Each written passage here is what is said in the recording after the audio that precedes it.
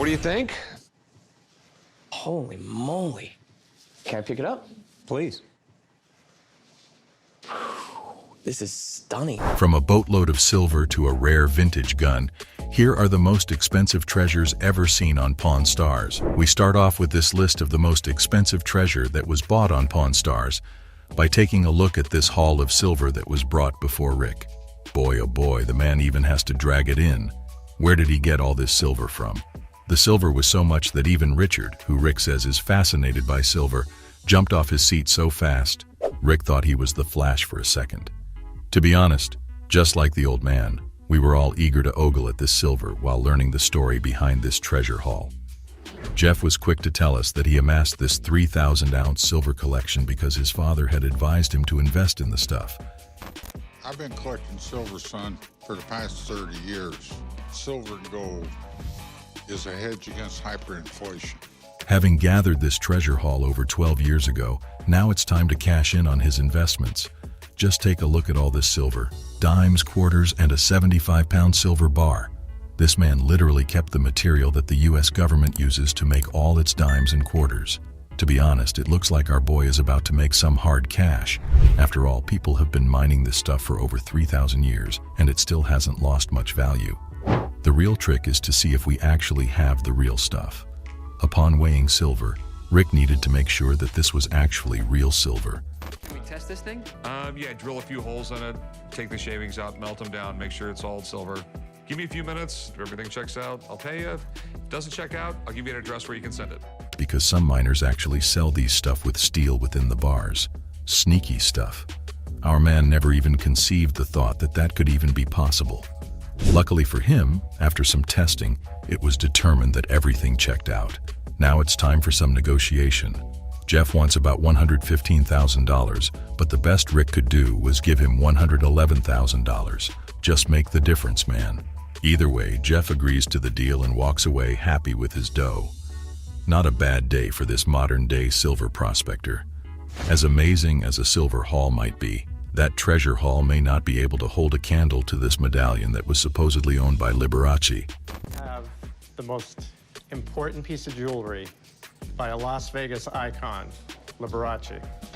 That's really, really cool. One of the most famous and successful live performers to ever hit Las Vegas. Believed to earn more than even Elvis in his prime, you young'un may not remember Liberace, but history does, and that's why Kurt may have quite the valuable item before us today. How on earth did he even score this at an auction?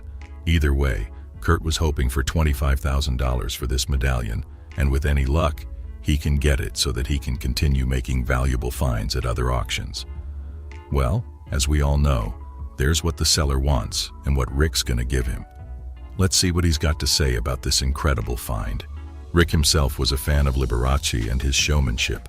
What can we say? The man loved his bling, and as such, you can see that this shiny medallion could actually belong to the legendary performer. Kurt even had a picture of him wearing it and a certificate of authenticity as well. Hopefully, Rick would make a decent offer to this man. However, upon his own evaluation of the components of the medallion, Rick couldn't see himself giving Kurt more than $10,000. My God, Rick. Unsurprisingly, Kurt wouldn't budge, and to be honest, good for him too. Rick's here talking about putting it in a big display case with a big fat price tag. Probably for 5 times the money he was offering Kurt. Well, hopefully Kurt will find a more cooperative buyer. Do you think Kurt should have taken the money? Let us know what you consider fair in the comment section. Take a look at this celebrity guitar. This is a 1941 Gibson SJ200. It was owned by Stephen Stills of the band Crosby, Stills & Nash. The guy who brought it into the store claimed that the 1941 Gibson SJ200 may have belonged to Stephen Stills, the singer-songwriter and guitarist who sold 35 million copies, both as a solo act and as a member of Buffalo Springfield, Crosby, Stills, and Nash and Manassas. As you can already tell, this was a must-have item, and Rick knew this. Nonetheless, Rick had to do his due diligence, despite taking a look at what was the original bill of sales. As such, Rick contacted Jesse, his guitar expert. To everybody's delight, he was able to confirm that this was the real deal. To the seller's delight, The musical instrument was valued at an impressive $75,000, even without belonging to Stephen Stills. After the negotiations, Rick and the seller were able to come to an agreement for $85,000.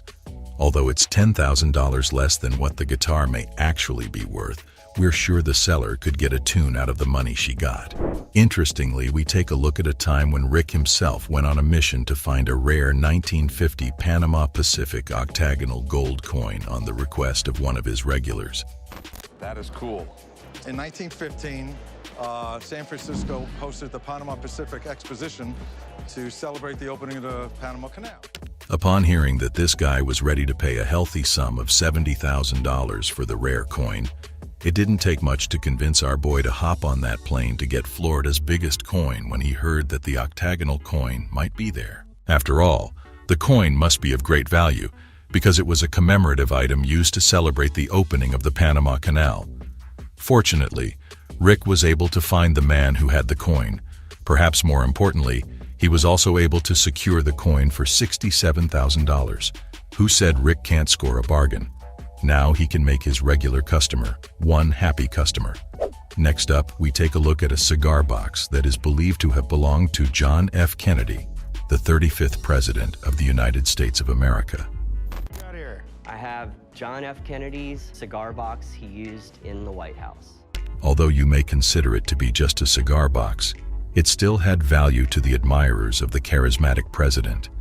Besides that, there were still some unsmoked cigars that still had some value of their own, as they were part of a collection of 1,200 that the president had managed to secure for himself before signing the 1962 Cuban embargo. As such, we can see how valuable this may be to both parties at the opposite end of the bargaining table.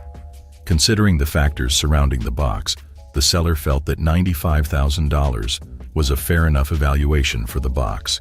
However, we all know that Rick cannot sleep without scoring a good bargain for himself, so no surprise, the deal was done for $60,000. The seller may even feel some type of way when he finds out that a similar box was sold for nearly $500,000 back in the 90s. What can we say? I guess it's a good steal for Rick and the Pawn Stars. We take a look at another item that may mark the history of the nation when we look at a rare dollar coin that was designed by Anthony de Francisci, an Italian-American sculptor who designed a number of United States coins and medals, the most famous design of which was the peace dollar, which was first minted in 1921. What we have before us, however, is the proof peace dollar the sculptor designed in 1922. The 1922 high-relief peace dollar is one of the rarest coins in American history. It definitely shocks me that people will walk up to my counter and pull out an item worth $50,000 or $100,000 or more. Considered to be one of the most popular coins in U.S. history, perhaps due to the fact that it's also one of the rarest, it must have been a shock to the guys at the shop when a man claiming to have won it in a card game brought it to them. Considering how rare it is, as experts say there are only between 9 to 12 of these coins left out there, it's fair enough that the seller thought it would be worth $20,000. So you can imagine how excited he was when he learned that it was actually valued at 5 times his evaluation. That's right. Upon evaluation, an expert told Rick and the seller that the coin was actually in excess of $100,000. That is, if it was in mint condition. To the seller's delight, he was able to walk away with $80,000, a decent score for a pretty penny. In season 4 of the show, we saw an older man bring in his vintage 1932 Lincoln Roadster to show off to the boys. Ever the lovers of all things vintage, not to talk of this fantastic car that's in fantastic condition, Rick and the guys knew that they would have to make a decent offer for this man to let go of this car. Apparently, the seller, who went by Uncle Phil, got the car from a museum a few years back, and considering the fact that he's kept it in perfect condition since then, he was hoping to score $100,000 for the whip. No more, no less. Well, perhaps a little bit more. Lincoln made some of the coolest cars ever made in the 1930s. Wow. This is a Catch Me Out. It would be difficult for Rick to ignore this powerful car. After all, it had a 150 horsepower V12 engine, which was more powerful than most cars that came out of that era. Considering that he wasn't going to take this old man for a ride, Rick sought to take advantage of his gold stash. Consequently, Rick was able to get the car for $95,000 worth of gold, leaving both parties pretty hyped up about the deal. I think that's pretty Danette. Do you? From one vintage item to another, Rick is fascinated as this gentleman brings this magnificent shotgun to the Pawn Stars. Turns out it's an ornate French bouquet shotgun. Apparently, Dennis got the gun from his father, who was a collector of antique firearms. Now his wife is tired of seeing it on their mantelpiece, so it gotta go. Oh, this is really fancy. Bouquet or boutet? Boutet? I'm not really good at pronouncing French. I'm not really good at pronouncing English. Considering the gun originated from the 1800s and that it was also in very decent condition, Rick couldn't run out of praise for the gun that was designed by Napoleon's supposed gunsmith. Considered to be a gun for the royalty, it came with a gold inlay backed up with high-quality steel. As such, there is no way Dennis was going to walk out of there with anything less than $10,000, so you can see how he could be annoyed when Rick offered him $50. Typical Rick. Considering Dennis's high demands, Rick saw it fit to call an expert before he let go of such an amount. Sometime later, Alex Cranmer, the gunsmith, could not contain his excitement. He confirmed Boutet's reputation as a fantastic gunsmith in 18th century France and was actually the gunsmith to King Louis XVI, the final king before the Revolution. He also had a stint as Napoleon's gunsmith, thereby confirming his reputation as one of the most prominent gunsmiths in the world at the time, perhaps even the best in history. Upon being asked about how valuable the gun could be, Alex quickly replied that one of Boutet's ordinary guns would have been worth $10,000, easy. Looks like Dennis is about to make a score. However, before Alex gave his opinion as to how expensive these guns might be, he needed to fire the gun first. Awesome. After firing the gun, Alex stated blankly, "That gun is worth $30,000. Damn, to think Rick offered this guy $50. Upon hearing this, Dennis decides to be fair and asks for $20,000. This guy Ricky offered him $15,000 instead. Considering it was a lot more than Dennis expected to get, he agreed to take $16,000 for the gun. There's one pawn shop deal that stands out from the rest. The 1968 Volkswagen van that once belonged to the infamous Dr. Death, Jack Kevorkian, who helped over 130 people find a way out of their pain and suffering through a physician-assisted suicide. This is the actual van that he did his first and several other assisted suicides in. People from all over the country would flock to him for this unique service. But what's even more bizarre is the fact that the very van he used for these assisted suicides ended up in a pawn shop. Now here's the juicy part. The pawn shop owner was looking for a pretty penny for this rare piece of history. He wanted 6 figures, which is a whopping $100,000. But hold on, that's not gonna fly, right? The customer haggled, and the pawn shop owner eventually dropped to a jaw-dropping 30 grand. But it doesn't end there. The customer had a trick up his sleeve. He suggested flipping a coin to decide the final price, which could have been $20,000 or $30,000. Can you believe it? They really left it up to fate. The tension is building. They flipped the coin right there in the shop. And guess what? The coin decided 20 grand. So, the pawn shop owner paid $20,000 and walked away with the legendary van. What's in the air? Heads.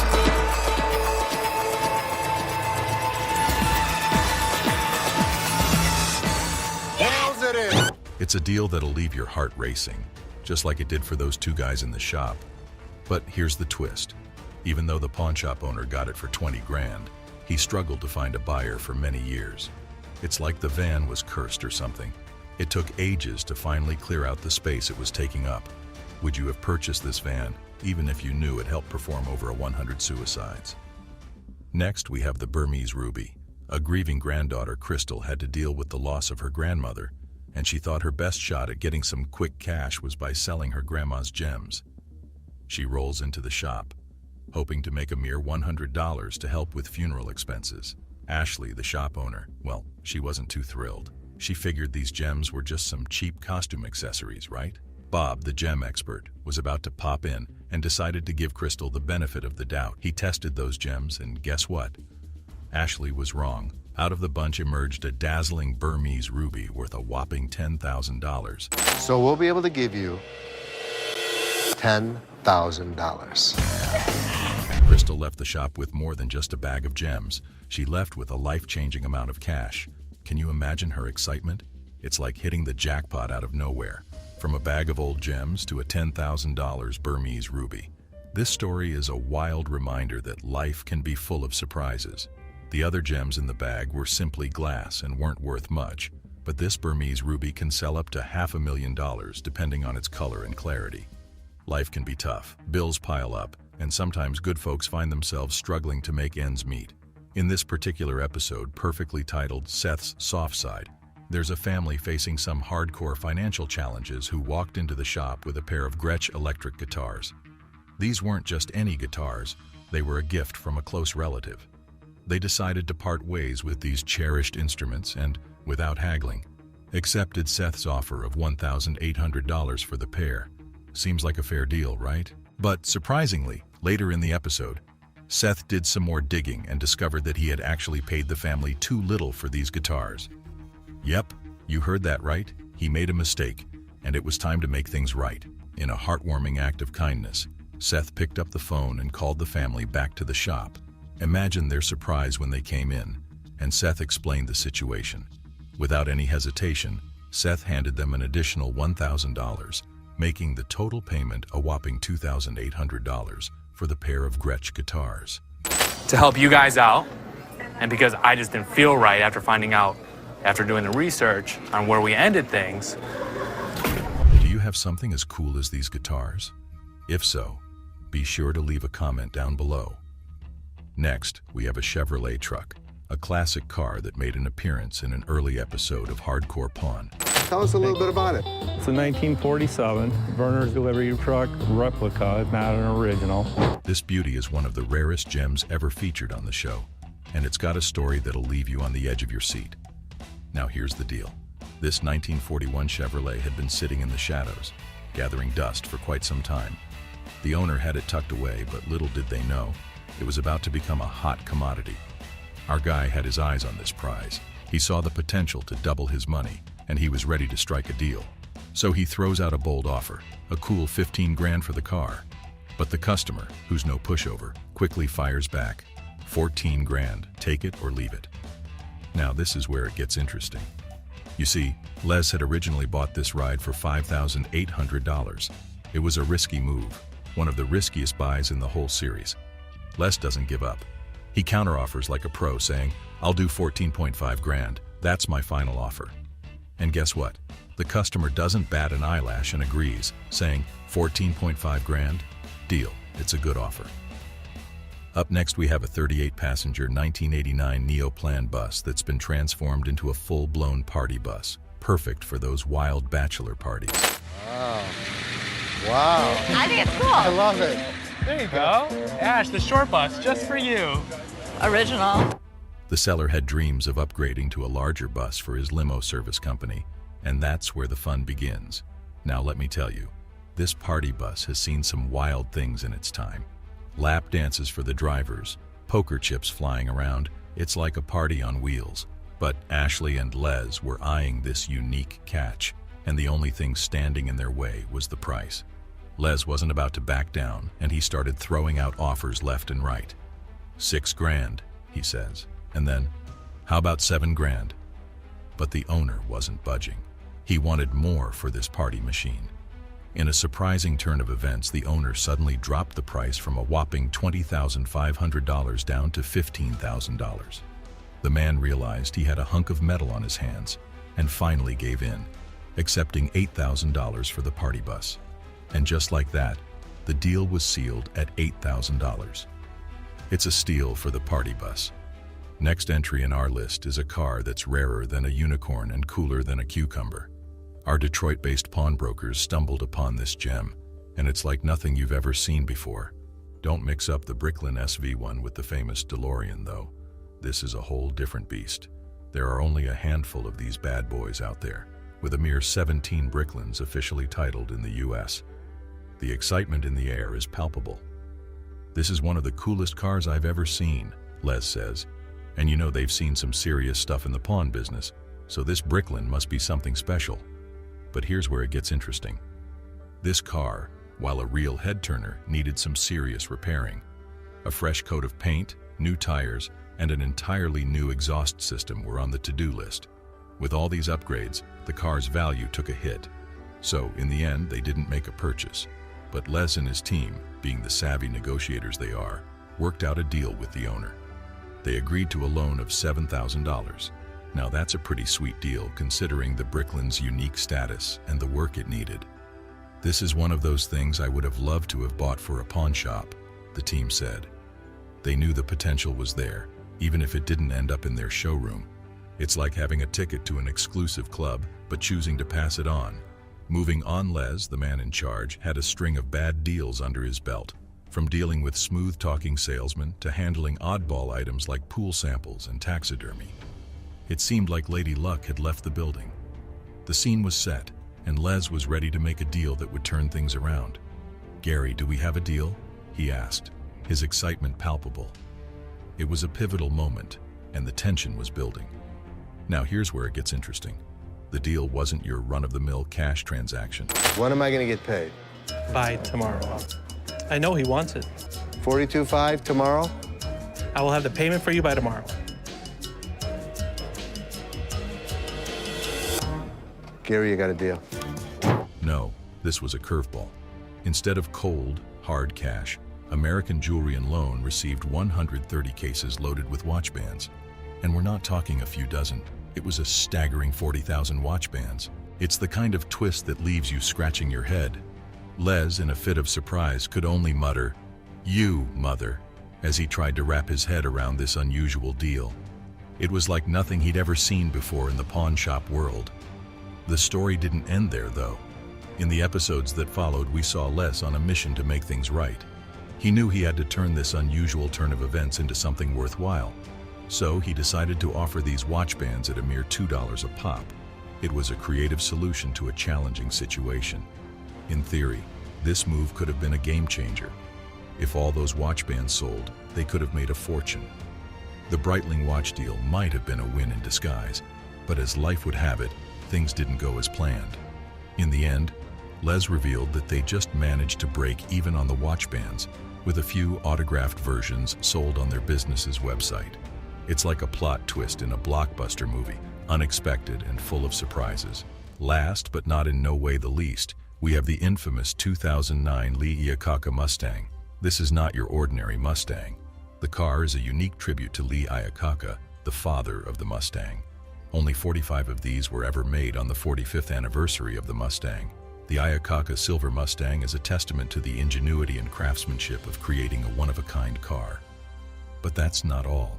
This Mustang can only go up in value, and Les Gold was perfectly aware of this. Since this is a limited edition vehicle with only 45 of these cars ever made, Seth Gold could not contain his excitement as he joined his dad and quickly left the store to go have a look. Les starts off the negotiations with an offer of $55,000, but the owner of the Mustang is looking for $85,000. With both parties not willing to agree on a fair price, a deal could not be made as Les and Seth walked away.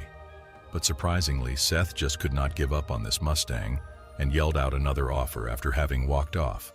Luckily for him, the owner dropped down to $66,000 and a deal was made. Hey, Seth, we'll take it. All right, let's do it. Thank you. The price of the car is worth around $90,000 today, so Seth's quick thinking earned him a nice chunk of profit. From trying to get their hands on a party bus to selling what is perhaps the coolest Mustang in the world, these are the most unique treasures discovered on Hardcore Pawn.